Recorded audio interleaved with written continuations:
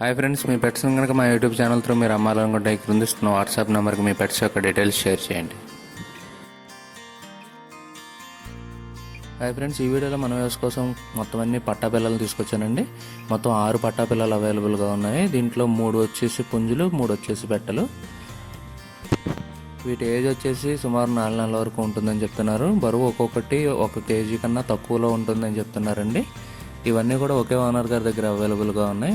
ఈ పట్టా పిల్లలు ఉన్న లొకేషన్ వచ్చేసి కంచికచర్ల విలేజ్, కంచికచర్ల మండల్, ఎన్టీఆర్ డిస్టిక్లో అవైలబుల్గా ఉన్నాయండి.